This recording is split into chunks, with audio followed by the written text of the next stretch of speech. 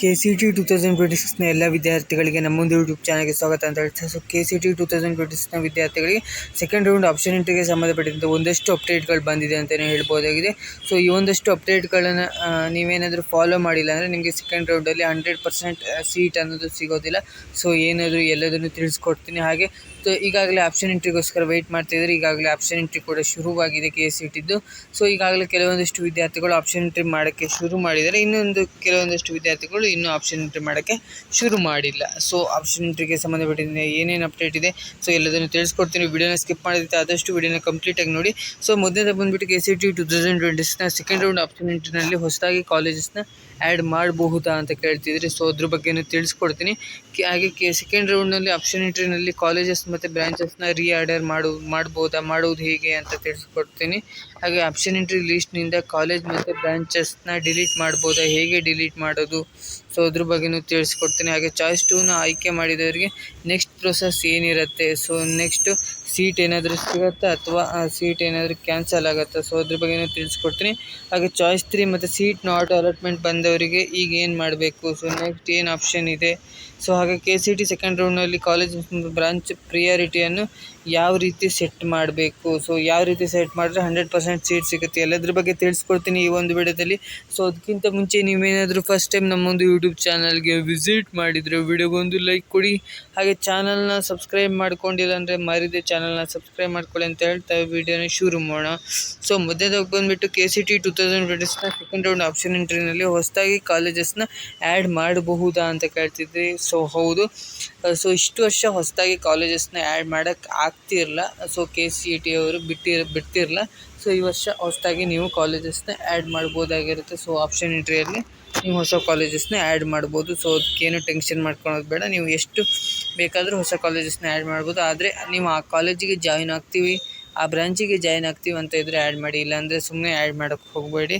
So next ಬಂದುಬಿಟ್ಟು second ರೌಂಡ್ನ option ಎಂಟ್ರಿನಲ್ಲಿ colleges ಮತ್ತು ಬ್ರಾಂಚನ್ನು reorder ಮಾಡುವುದು ಹೇಗೆ. ಸೊ ರೀಆರ್ಡರ್ ಅಫ್ಕೋರ್ಸ್ ರೀಆರ್ಡರ್ ಮಾಡ್ಬೋದಾಗುತ್ತೆ ನೀವು ಕಾಲೇಜಸ್ನ ಬ್ರಾಂಚಸ್ನ.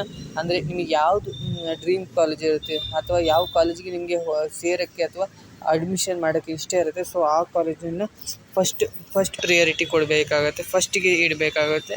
ಸೊ ಅದ್ರ ನೆಕ್ಸ್ಟು ಈ ಕಾಲೇಜು ಓಕೆ ಅನ್ನೋದು ಸೆಕೆಂಡು. ಆ ಥರ ಕಾಲೇಜಸ್ನ ಆರ್ಡರ್ನ ಚೇಂಜಸ್ ಮಾಡ್ಬೋದಾಗಿರುತ್ತೆ. ಸೊ ಆಪ್ಷನ್ ಎಂಟ್ರಿಯಲ್ಲಿ ಸೊ ಇದನ್ನು ಕೂಡ ಮಾಡಬೇಕಾಗತ್ತೆ. ಸೊ ನೀವು ಮಾಡಿಲ್ಲ ಅಂದರೆ ನಿಮಗೆ ಸೀಟ್ ಸಿಗೋದು ಚಾನ್ಸಸ್ ಕಡಿಮೆ ಆಗುತ್ತೆ. ನೆಕ್ಸ್ಟು ಬಂದುಬಿಟ್ಟು ಆಪ್ಷನ್ ಎಂಟ್ರಿ ಲಿಸ್ಟ್ನಿಂದ ಕಾಲೇಜಸ್ ಮತ್ತು ಬ್ರಾಂಚಸ್ನ ಡಿಲೀಟ್ ಮಾಡ್ಬೋದಾ. ಸೊ ಅಫ್ಕೋರ್ಸ್ ನೀವು easily delete ಮಾಡ್ಬೋದಾಗಿರುತ್ತೆ.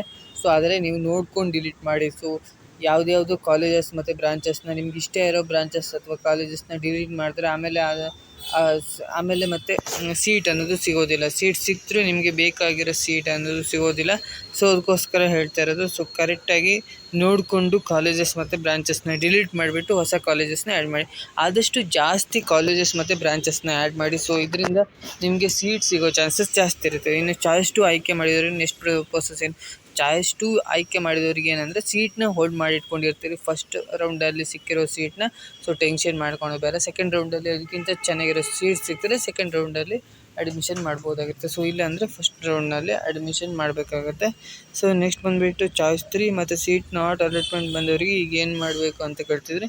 So choice 3ನ select ಮಾಡಿದವರು ಮತ್ತು ಸೀಟ್ ನಾಟ್ ಅಲಾಟ್ಮೆಂಟ್ ಬಂದವರಿಗೆ ಸೊ ಇವರು ಸ್ವಲ್ಪ ಕ್ರಿಟಿಕಲ್ ಸಿಚುವೇಷನಲ್ಲಿ ಇರ್ತಾರೆ ಅಂತಲೇ ಹೇಳ್ಬೋದಾಗಿದೆ. ಯಾಕಂದರೆ ಚಾಯ್ಸ್ 3ನ ಸೆಲೆಕ್ಟ್ ಮಾಡಿರ್ತಾರೆ. ಸೊ ಯಾವುದೇ ರೀತಿ ಸೀಟ್ ಸಿಕ್ಕಿರಲ್ಲ ಇವರಿಗೆ ಚಾಯ್ಸ್ ಅಥವಾ ಈಗ ಸಿಕ್ಕಿರುತ್ತಲ್ಲ, ಸೊ ಆ ಸೀಟ್ನ ಕೂಡ ಕ್ಯಾನ್ಸಲ್ ಮಾಡ್ಕೊಂಡಿರ್ತಾರೆ.